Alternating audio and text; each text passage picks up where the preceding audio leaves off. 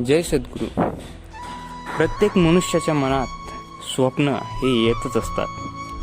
मी पुढे जाऊन हे करेल, मी मोठा होऊन हे बनेल, मी असं करेल, मी तसं करेल, पुढे जाऊन भविष्यात मी हे करेल, असे प्रश्न व असे स्वप्न प्रत्येक मनुष्य पाहतच असतो आणि प्रत्येकाला ते पडणं स्वाभाविकच आहे.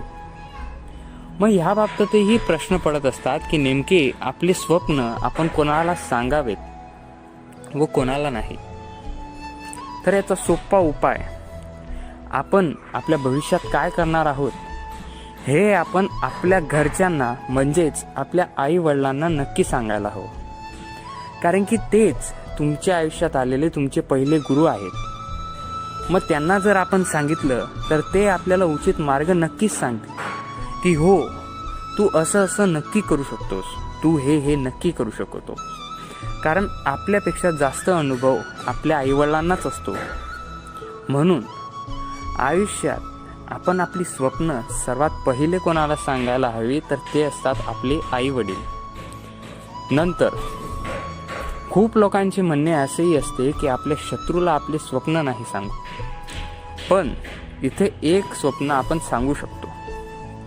आपली स्वप्न जर आपण आपल्या शत्रूला सांगितली तर त्याचा फायदा असा होतो की आपल्या मनात नेहमी एक खुमखुमी उत्पत्तीत होत असते. ती असते की जर मी हे पूर्ण नाही करू शकलो तर हेच लोक आपल्यावर हसतील.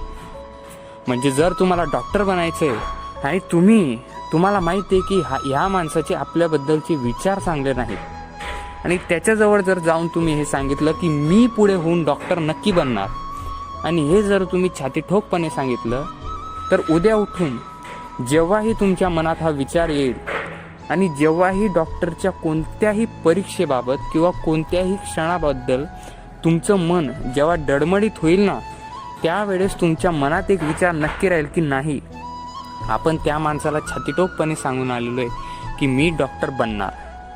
मग तुम्ही तुमच्या सद्य परिस्थितीवर वापस येणार व परत त्या गोष्टीकडे वाटचाल करणार व तिच्यात असलेली तुमची मेहनत अजून वाढवणार.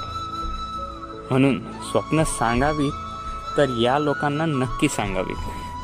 मित्रहो, हे होते आपले विचार. भेटूयात पुढच्या व्हिडिओमध्ये एका नवीन विचारांसोबत. तोपर्यंत जय जय रघुवीर समर्थ.